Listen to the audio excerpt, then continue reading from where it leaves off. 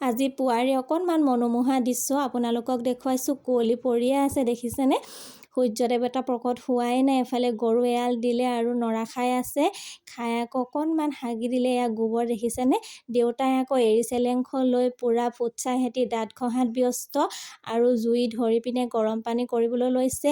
আৰু কাঠআলু কেইটামান আছিলে, সৰু সৰু আলু, তাকে আকৌ আমি খাবৰ কাৰণে ৰেডি কৰিছোঁ। এয়া কুঁহিয়াৰ, কল, ঘৰতে হোৱা অকণমান শাক পাচলি আপোনালোকক দেখুৱাই দিলোঁ। জাতিলাও পুলি, ওলকবি আৰু এফালে লাই, লফা আৰু আমাৰ ঘৰৰ এয়া হাঁহ কেইজনী, এয়া খেৰ আৰু এয়া গৰুজনী। অকণমান পিছতে দেউতাই ক'লে যে গাখীৰ খীৰাই লওঁ, তাৰ পাছতহে তহঁতি চাহ খাবি, আৰু সেইটোৰ পৰা গাখীৰ খীৰোৱাত ব্যস্ত হৈ পৰিছে।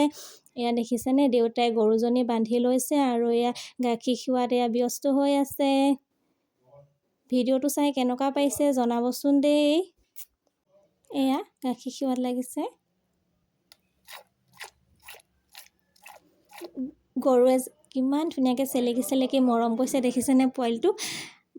মৃত্যুৰ মানুহ অহা যোৱাৰ মাজেৰে মৰম চেনেহ থাকে, গৰু চেলেকা চেলেকি। ধন্যবাদ।